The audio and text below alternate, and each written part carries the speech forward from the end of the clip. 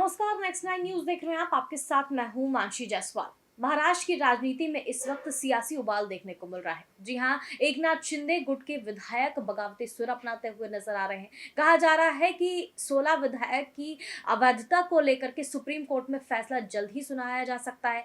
लेकिन supreme court का फैसला अगर एकनाथ शिंदे के विधायकों के खिलाफ आता है, यानी कि 16 विधायकों की अवैधता को लेकर के अवैध घोषित कर दिया जाता है उन 16 विधायकों को, तो एकनाथ शिंदे की सरकार गिर जाएगी। जैसा कि संजय राउत सीधे तौर पर दावा कर रहे हैं कि 15 से 20 दिनों में एकनाथ शिंदे की सरकार गिर जाएगी। वहीं दूसरी तरफ कल ये भी खबरें आई कि एकनाथ शिंदे इस सियासी घमासान के बीच में गायब होने वाले हैं। यही बात भी लगातार सामने आई। लेकिन जो सियासी उबाल देखने को मिल रहा है उसकी वजह सिर्फ एक है, एकनाथ शिंदे की सरकार गिरना। जी हाँ, लगातार जो कांग्रेस पार्टी के जो नेता हैं, इसके अलावा जो महाराष्ट्र की राजनीति में मुखर रहे हैं, राजनीतिक विश्लेषकों का मानना है कि एकनाथ शिंदे की सरकार अब गिरने वाली है।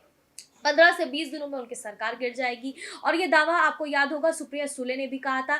सुप्रिया सुले ने कहा था कि 15 से 20 दिनों में 2 विस्फोट होंगे, एक दिल्ली में और एक महाराष्ट्र में। तो लगातार महाराष्ट्र की सरकार जो है वो गिरने का दावा किया जा रहा है तमाम पार्टियों के नेताओं की तरफ से।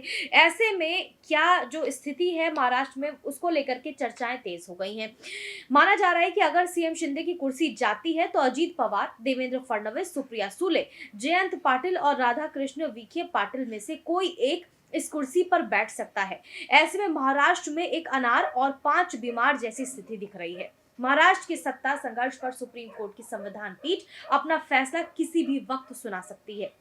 अगर कोर्ट का फैसला सीएम शिंदे के पक्ष में नहीं आया तो उनकी कुर्सी जाना तय है। हालांकि राज्य में कोर्ट के फैसले से पहले नेताओं और उनके समर्थकों की नजर शिंदे की सीएम पद की कुर्सी पर टिक गई है।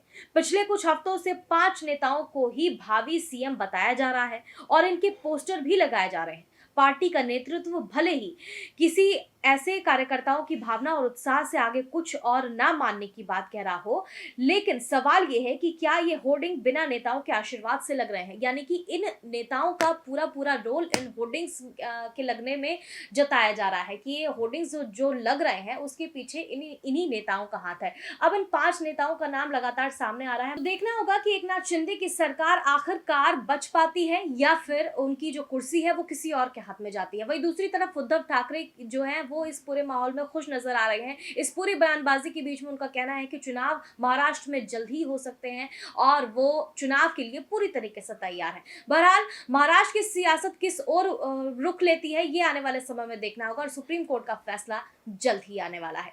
फिलहाल हमारी इस खास रिपोर्ट में बस इतना ही। देश और दुनिया की तमाम बड़ी खबरों के लिए देखते रहिए नेक्स्ट टाइम।